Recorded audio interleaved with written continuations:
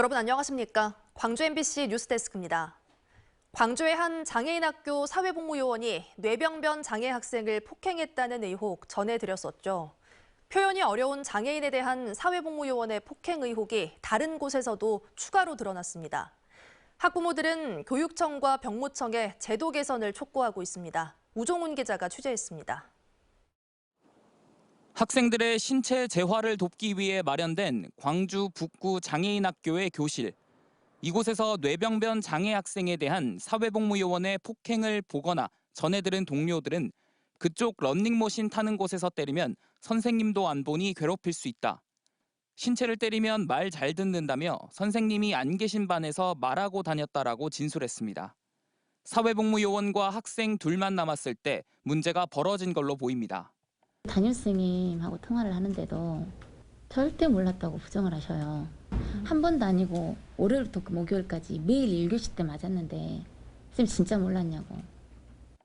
학교와 사회복무요원을 관리하는 교육청과 병무청도 폭행 의혹을 몰랐습니다. 기관들은 취재진과 통화해서 장애인 인식 개선 온라인 교육을 진행하지만 사회복무요원의 소속은 병무청이라거나 배치는 병무청이 하지만 관리 감독은 소속 기관장인 학교장의 역할이라며 책임을 밀었습니다. 복무요원들한테 이 친구들을 이 장애 있는 친구들을 맡기고 있다는 그 시스템 자체도 좀 놀라웠고요.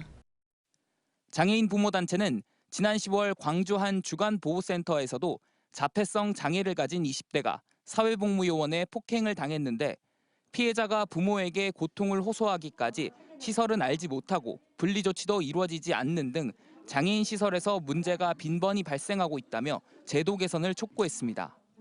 교육청이 되어지든 아니면 그 학교에서 배치된 사회복무요원들에 대해서 장애 학생들의 교육이나 인권에 대한 부분들을 조금 더 세밀하고 치밀하게 함께 고민해줘야. 사회복무요원의 1대1 교육의 적절성에 대해 장애인학교 측은 답변을 유보했습니다. 교육청은 사회복무요원이 교사 지시 없이 단독으로 교육할 수 없다며 사회복무요원이 배치된 광주 전체 장애인학교 실태를 점검하기로 했습니다. MBC 뉴스 우종훈입니다. 복지 수요가 늘면서 기존에 지어진 행정복지센터의 공간이 부족해 불편함을 겪는 일이 많습니다. 도심의 비싼 땅값 때문에 증축을 하기도 쉽지 않은데요. 지역의 한 교회가 남는 공간을 선뜻 제공해 주민들에게 따뜻한 선물이 되고 있습니다. 보도에 강서영 기자입니다. 최근 리모델링을 마친 순천 왕조이동 복지센터 다목적실입니다. 산뜻한 조명과 방음 시설을 갖춘 이 연습실은 기존 건물이 아닌 교회 한편에 자리를 잡았습니다. 순천시에서 가장 면적이 작지만 2만여 명의 주민이 밀집한 왕조이동. 많게는 12개까지 문화 프로그램이 운영되다 보니 복지센터는 오래전부터 공간 부족 문제를 겪어왔습니다. 몇 년 전부터 저희 센터 프로그램을 운영하는데 굉장한 어려움이 있었어요.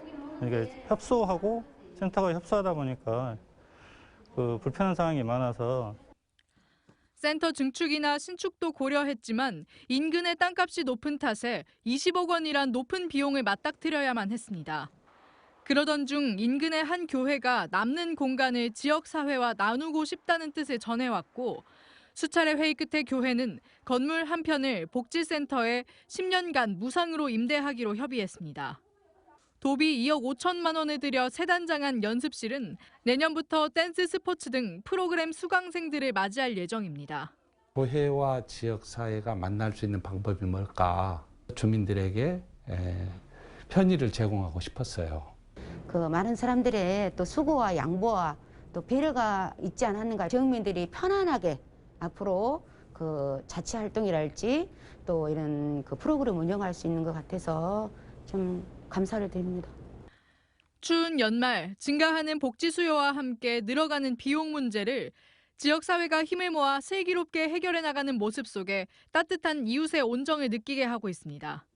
MBC 뉴스 강서영입니다. 코로나19 속에서도 올해도 어김없이 크리스마스는 찾아왔습니다. 강화된 거리 두기의 영향으로 시민들은 차분한 분위기 속에 연말을 보내고 있는데요. 성탄 전야를 맞은 양림동에 이다솔 기상캐스터 나가 있습니다. 이다솔 캐스터, 이번 성탄절 날씨는 어떤가요? 네, 저는 지금 양림동에 나와 있습니다. 골목의 가게들도 크리스마스를 맞이할 단장을 모두 마쳤고요. 제 뒤로 보이는 거대한 트리부터 갖가지 반짝거리는 조형물들이 잔뜩 설치가 돼서 성탄절 분위기가 물씬 풍깁니다.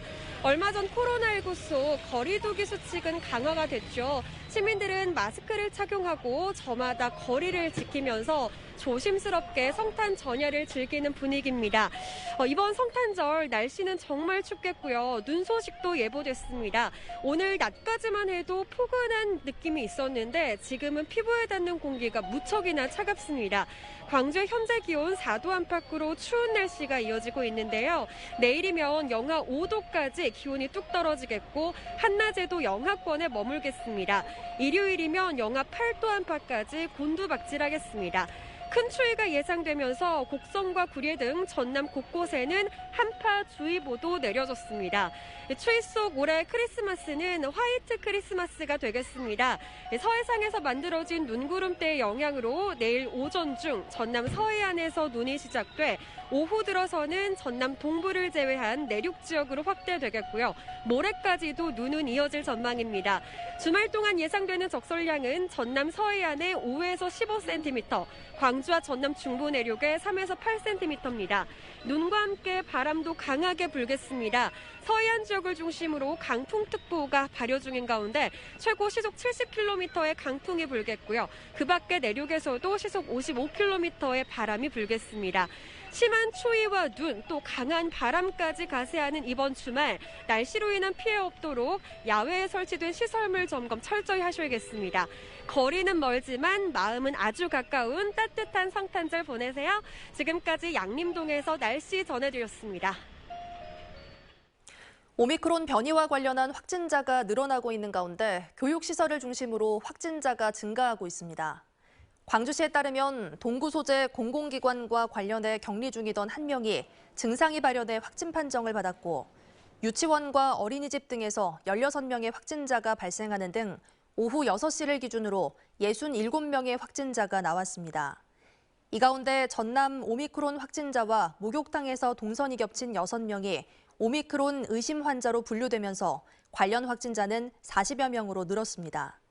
전남에서는 오후 6시 기준으로 41명의 확진자가 발생했습니다. 기아 타이거즈가 투수 양현종과 FA 계약을 체결했습니다. 기아 타이거즈는 양현종과 계약 기간 4년에 보장 금액 55억, 옵션 48억 원 등 총액 103억 원의 계약을 맺었다고 밝혔습니다. 올해 미국 프로야구에서 뛰었던 양현종은 1년 만에 다시 타이거즈로 복귀하게 됐고 나성범 영입에 이어 양현종 붙잡기에 성공한 기아는 내년 시즌 전력이 크게 강화될 전망입니다. 양현종은 협상 과정에서 나온 여러 이야기들로 팬들의 마음을 아프게 해 죄송하고 더 무거운 책임감을 느낀다며 계약 소감을 밝혔습니다. 양현종은 2007년 입단 이후 기아에서만 14시즌을 뛰었고 통산 147승, 평균 자책점 3.83을 기록 중입니다.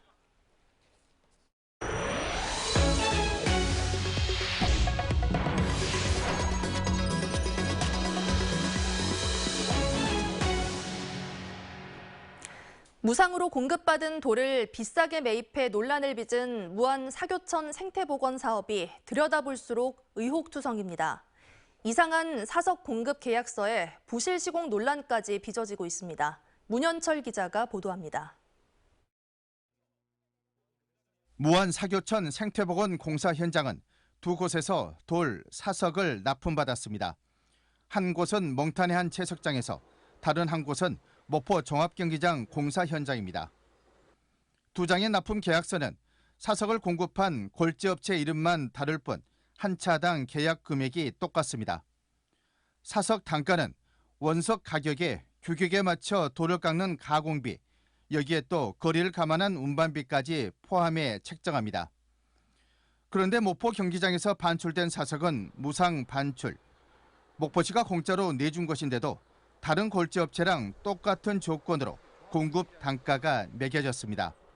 가공비를 치더라도 원석값은 제외하고 단가를 정했어야 했습니다. 이 업체와의 계약 물량은 1세제곱미터에 3만 1,000원씩 3억여 원어치에 달합니다. 무항군 무상 반출로 인한 해당 본사자까지의 덤프 운송료만 예산에 반영하면 되는 것입니다. 거래 기준으로 봤을 때 세제곱미터당 5,000원에서 6,000원만 예산에 반영하면 되는데 사석의 크기가 설계 기준에 못 미친다는 논란도 일고 있습니다. 30kg 이상의 규격석을 쓰도록 돼 있는데 공사 현장에는 주먹 크기보다도 작은 돌들도 곳곳에 널려 있습니다. 하천 건네나 바닥에 깔았을 때 이거는 다 손실이 돼버립니다. 그러면 추후에 홍수기나 비가 많이 왔을 때는 이게 다 떠내려가서 하천 역할을 할 수가 없죠.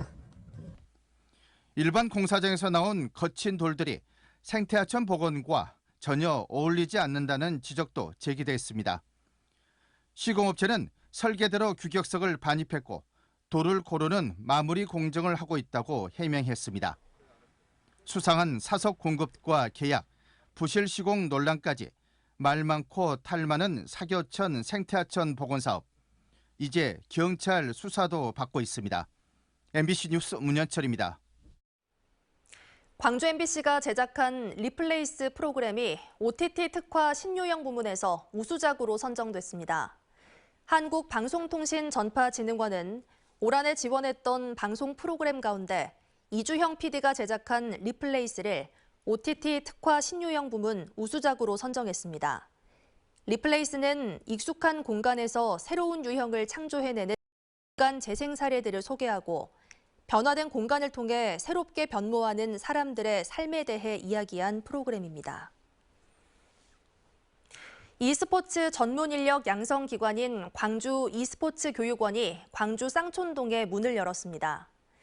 e스포츠 교육원은 트레이닝룸과 게이밍룸, 영상 편집실 등을 갖추고 프로게이머와 심판 양성 등 e스포츠와 관련한 각종 전문적인 교육을 실시할 예정입니다. 교육원은 아시아 문화 중심 도시 조성 사업의 하나로 정부와 광주시에서 3년간 38억 원을 투자해 마련했습니다. 교육원의 운영은 2023년 말까지 호남대학교가 맡습니다. 광주 노동단체 등이 이석기 전 통합진보당 의원의 석방을 환영하며 사면 복권을 정부에 촉구했습니다. 광주 이석기 의원 사면 복권을 촉구하는 참가자들은 기자회견을 열고 이 전 의원의 가석방을 환영한다면서도 이 전 의원도 당장 사면 복권하라고 요구했습니다.